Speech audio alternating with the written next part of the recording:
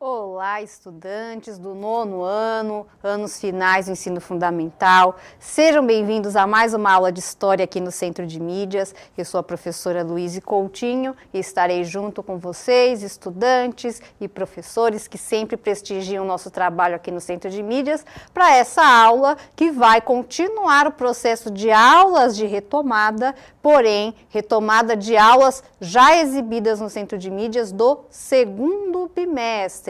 Então, hoje a gente vai ter uma retomada de aula sobre a República e Getúlio Vargas. Vai aparecer aí na tela para vocês o título da nossa aula de hoje. Mais uma vez lembrando, aula de retomada do segundo bimestre. E antes que eu apresente os objetivos e a habilidade da nossa aula, eu queria desejar os parabéns aos estudantes. Hoje, 11 de agosto, é o dia do estudante, então parabéns para todos vocês que se empenharam durante todo esse período da pandemia, não deixaram a peteca cair, continuaram os estudos, e o Centro de Mídias fica muito contente de ter podido apoiar vocês, estudantes, nesse processo tão desafiador, e a gente continua aqui seguindo juntinho com vocês, certo? Vamos conhecer então a habilidade da nossa aula? Dá uma olhadinha. Hoje nós estamos retomando nessa aula duas habilidades do segundo bimestre. A primeira é caracterizar e compreender os ciclos da história republicana, identificando particularidades da história local e regional até 1954. E a habilidade 06, que é identificar e discutir o papel do trabalhismo como força política, social e cultural no Brasil em diferentes escalas: nacional, regional, cidade e comunidade. Claro que a gente não vai dar conta dessas duas habilidades na aula de hoje, a gente continua o trabalho com elas na semana que vem, certo? Vamos nos preparar aí, estudantes, porque a gente já vai começar a nossa aula com uma interação, tá? Então já fiquem aí preparados e enquanto vocês se preparam, eu apresento o objetivo da aula para vocês, olha só. Então, hoje os nossos objetivos são analisar os processos históricos da República Brasileira no início do século XX, discutir os processos históricos que quebraram a política oligárquica, a política do café com leite, e analisar a passagem da política oligárquica do café com leite para o período da Era Vargas aí que foi de 1930 até 1945, esse primeiro período. E tem uma característica, um elemento dessa Era Vargas, né, que é esse primeiro período aí de 15 anos em que ele esteve no poder, que é muito emblemático, e eu vou mostrar uma imagem para vocês que vai remeter diretamente a isso. Olha só, dá uma olhadinha na tela. Então, olha só, a gente tem uma imagem de uma carteira de trabalho. Isso tem tudo a ver, né, com a questão aí do Getúlio Vargas, do primeiro momento em que ele esteve no poder aí, nesse período de 30 a 45. Então, na opinião de vocês, qual a importância da carteira de trabalho para o exercício da sua cidadania?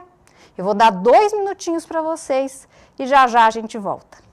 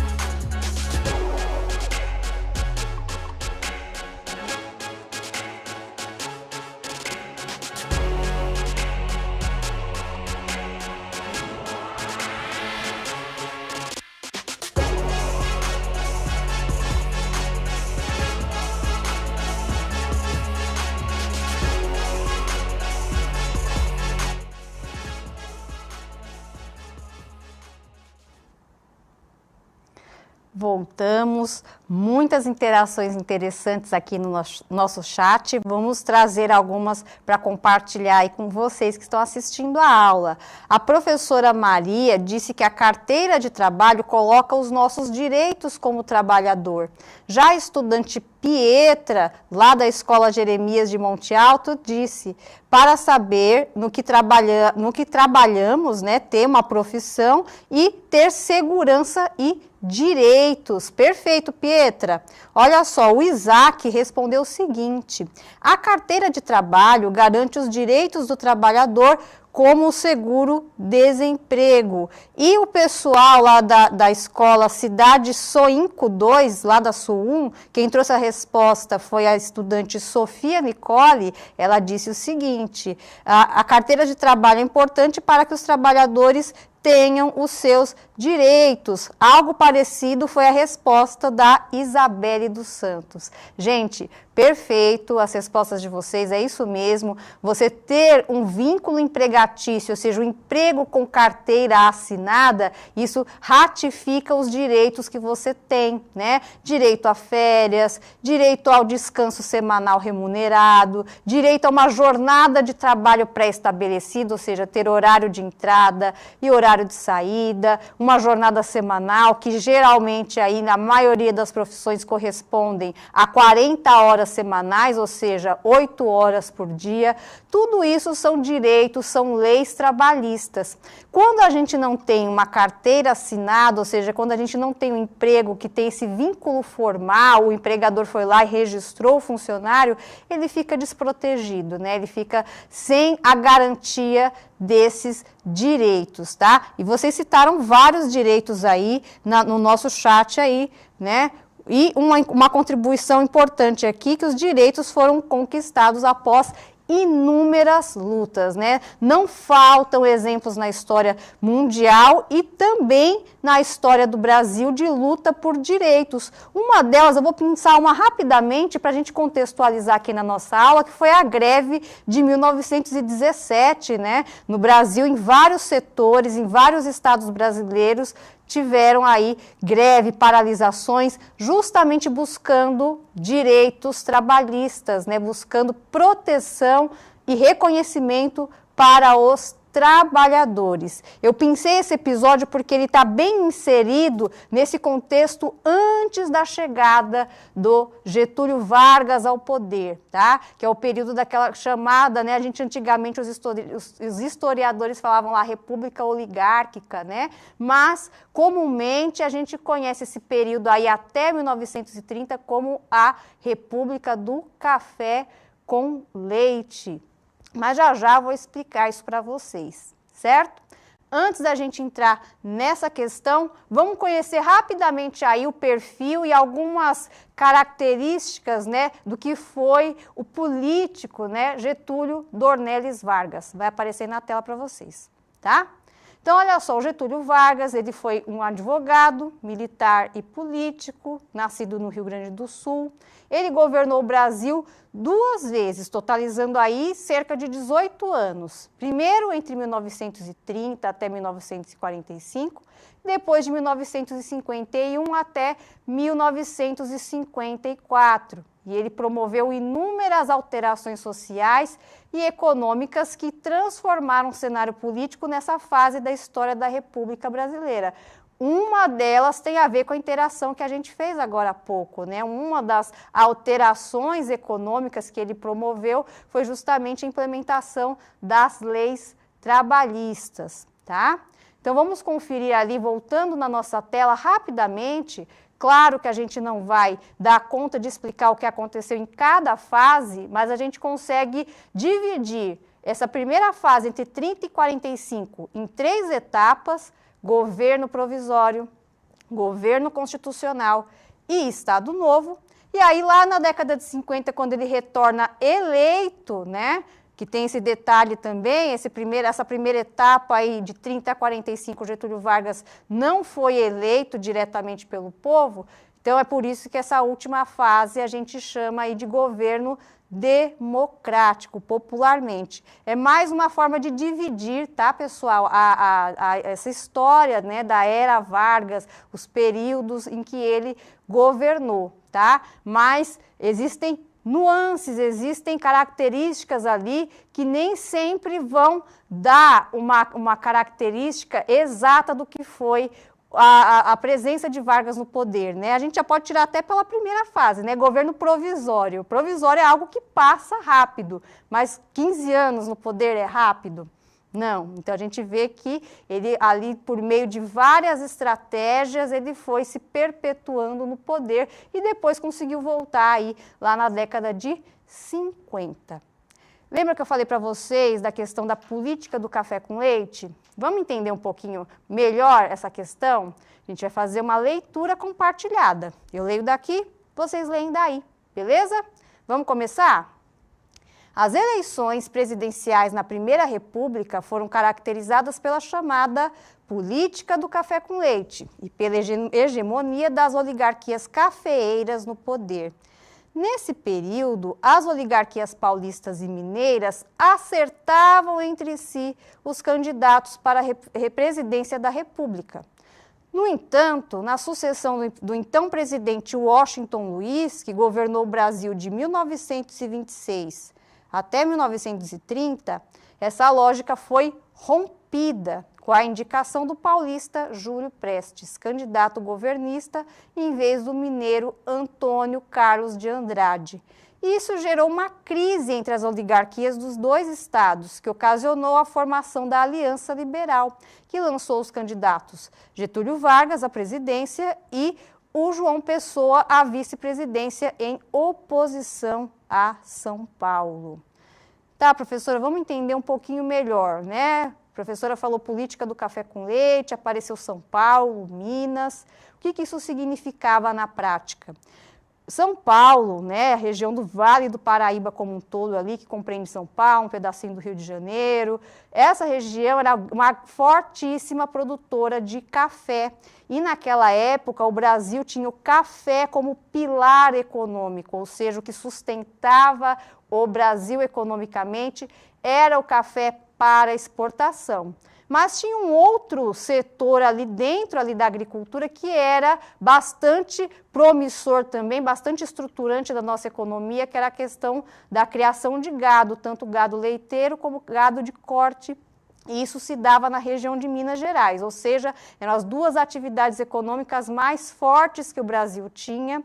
E aí eu sempre costumo brincar, pessoal. Sabe quando a sua mãe ou seu pai fala assim, enquanto você morar na minha casa, eu mando em você, né? Você tem que me obedecer, né? Quem nunca ouviu isso do pai ou da mãe? Eu já ouvi inúmeras vezes, né? Eu faço essa brincadeira porque ela faz uma breve analogia, de uma forma muito rasa, obviamente, mas uma analogia ao poder político associado ao poder econômico, né? Então, o poder econômico seria o pai ou a mãe sustentar o filho. E o poder político é, você tem que me obedecer porque eu te sustento, né? Basicamente, essa frase quer dizer isso. E isso transportado para esse exemplo é, nós cafeicultores, né, nós criadores de gado aqui de Minas Gerais, os cafeicultores da região de São Paulo, como nós sustentamos o Brasil, a gente vai querer mandar, né? Então, nesse esquema da política do café com leite, que se deu aí nas primeiras décadas do século XX, os presidentes eram representantes políticos ou desses paulistas ou dos mineiros. E quando um presidente era paulista, quando ia até a outra eleição, acabou o mandato dele, ele indicava um sucessor mineiro. E quando esse presidente mineiro saía do poder, ele indicava um sucessor, um candidato paulista. E assim ia acontecendo. Mas em 1929, como a gente conferiu aí na nossa leitura, essa política foi quebrada. Porque o Washington Luiz, que era presidente do Brasil, paulista, deveria indicar um mineiro. O que ele fez? indicou outro paulista, que era o Júlio Prestes. E aí as oligarquias mineiras ficaram ressentidas, né, hashtag chateadas, né, com essa situação, e isso também deu margem para que outros setores, né, como as oligarquias do Nordeste, por exemplo, as elites urbanas, os militares, começassem a se arvorar, vamos dizer assim, começassem a se organizar para também competir, para também participar de todo esse processo político, ou seja, a ruptura dessa política com café com leite, ela foi muito contundente nesse momento. E aí vão acontecer os desenhos das alianças, conforme a gente vai ver aí nos próximos slides, tá? Então aí, só para vocês conferirem os rostinhos, né? Olha aí a imagem da esquerda, essa mais amarelada, é o Júlio Prestes, né? E o Washington Luiz, que era o seu antecessor, que o indicou, né, para a presidência nas eleições de 29, aí na imagem da direita. Então, a gente vê aí que a escolha do Júlio Prestes para ser um candidato à presidência, né, e Vital Soares, presidente da Bahia, rompem com a política do café com leite, tá? E aí vai criar uma crise política no nosso país, como eu já tinha colocado, certo? Olha só aí o pessoal que começou a se organizar contra, né, o pessoal ali do Partido Republicano, o pessoal ali da turminha do Washington Luiz e do Júlio Prestes. Na imagem da esquerda, a gente consegue ver o João Pessoa, que foi governador da Paraíba entre 1928 e 1930. Professor, ele é o mesmo João Pessoa que dá o nome à capital da Paraíba? Sim, tá? E na imagem da direita, a gente vê o Getúlio Vargas aí, que foi governador do Rio Grande do Sul, tá? Então, no dia 30 de julho, a Comissão Executiva do Partido Republicano Mineiro lançou as candidaturas de Getúlio Vargas e João Pessoa Cavalcante de Albuquerque à presidência e vice-presidência, respectivamente. No dia seguinte, o Partido Libertador, PL, do Rio Grande do Sul, unindo-se ao Partido Republicano Rio-Grandense, na Frente Única Gaúcha, deu apoio à chapa de oposição, ou seja, todo mundo começou a entrar no clubinho aí da Aliança Liberal, representada por esses dois candidatos, tá? Só para lembrar vocês que da época se votava separadamente, né, para vice e para presidente, certo? Então, está formada aí a eleição, de um lado Júlio Prestes, do outro lado Getúlio Vargas, tá? O que aconteceu nessa eleição, tá? Por uma questão de tempo eu não vou me alongar muito, mas o que a gente pode pontuar aqui de uma forma mais certeira é: Júlio Prestes vence a eleição, os derrotados não aceitam muito bem. Tá? Então, a gente também não pode deixar de lembrar que as eleições no Brasil naquele período, elas eram extremamente desorganizadas. Para vocês terem uma ideia, não existia um tribunal superior eleitoral, por exemplo. Tá? Então, as eleições eram feitas de forma desorganizada. Em algumas regiões, os próprios partidos ou os próprios candidatos organizavam o pleito, a apuração era uma bagunça, então existiam muitas fraudes. E tem um fenômeno eleitoral que acontecia na época, que é o voto de cabresto, né? Então, era aquela coisa assim de você tentar direcionar, você enquanto candidato ou uma liderança política local, direcionar o voto ou dos funcionários ou dos habitantes da cidade, né? Isso era muito complicado. E tinha mais um complicador: o voto ele era aberto, ele não era um voto secreto, tá? Então, tudo isso dava margem a fraudes naquela época. E, né, nessa questão aí do Getúlio Vargas, né, dessa questão da vitória do Júlio Prestes, isso foi utilizado para contestar o resultado das eleições. E teve um outro fator que contribuiu aí para essa não aceitação da Aliança Liberal aí em relação à derrota. Vamos conferir na tela. Então, um outro fator aí é a questão do assassinato do João Pessoa. Ah, professor, o João Pessoa vice ali da chapa do Getúlio Vargas? Ele mesmo, tá? Então, ele foi assassinado em 1930, na Confeitaria Glória, na Rua Nova, em Recife, por João Dantas. O João Dantas era um desafeto político de João Pessoa, tá?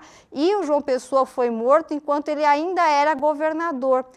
A morte do João Pessoa, embora não tenha causas diretas, esclarecidas, com todo o evento caracterizado aí pela Revolução de 1930, o que a gente pode compreender é que esta morte foi usada, né, com motivos políticos, ou seja, a comoção com a morte de João Pessoa colocou mais lenha na fogueira no processo que a gente conheceu como Revolução de 30, que vai levar Getúlio Vargas ao poder em outubro daquele ano. Então, o que eu estou querendo dizer?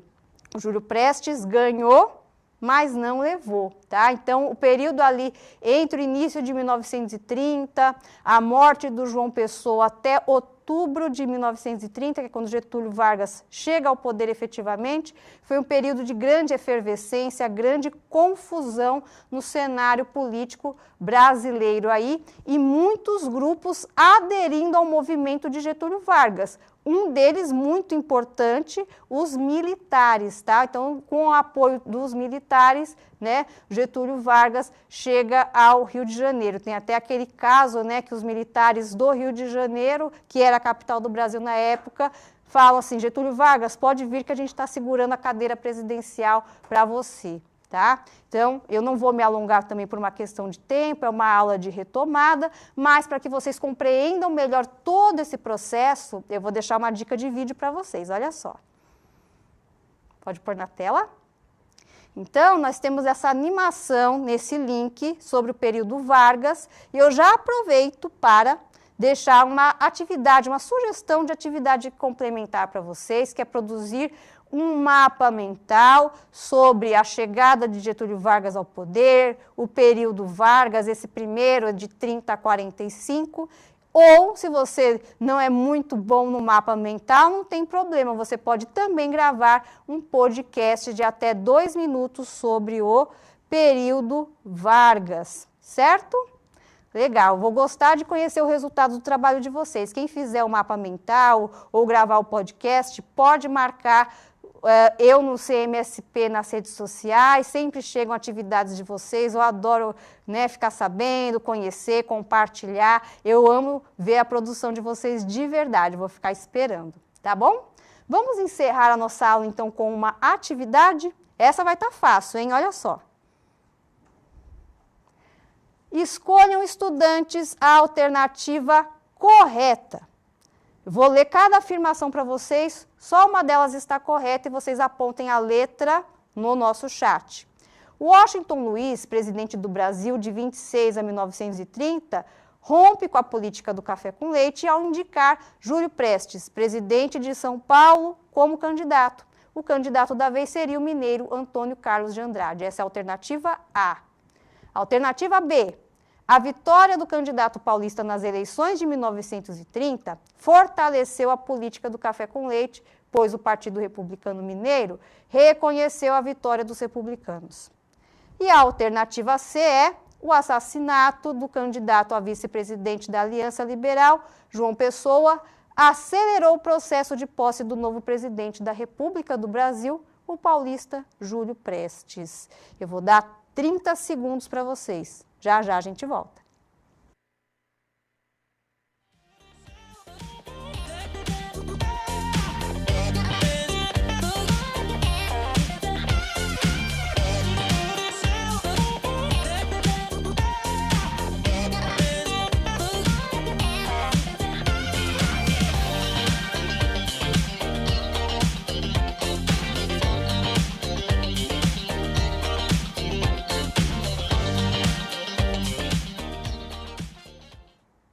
Voltamos. Se você, estudante, colocou aqui no nosso chat ou aí no seu caderno na sua escola a alternativa A, você acertou. Rapidamente eu vou pedir para voltar na tela a atividade para a gente conferir a afirmação correta. Pode pôr na tela, produção, a tela da atividade rapidinho. Então, a alternativa A é a alternativa correta. A quebra da política do café com leite se deu quando Washington Luiz indica Júlio Prestes, outro paulista, como presidente. Beleza? Pessoal, eu espero muito que vocês tenham gostado da aula de hoje. Mais uma vez, parabéns pelo seu dia, estudantes de toda a rede que estão nos acompanhando. Continuem firmes e convido vocês, professores e estudantes, a avaliarem a nossa aula. Vai aparecer um link, um QR Code aí, para que vocês façam a avaliação, certo? Muito obrigada, espero que mais uma vez que vocês tenham gostado da nossa aula. Semana que vem a gente continua o trabalho de retomada, vamos ver outras características do governo Vargas. Espero vocês. Tchau, tchau!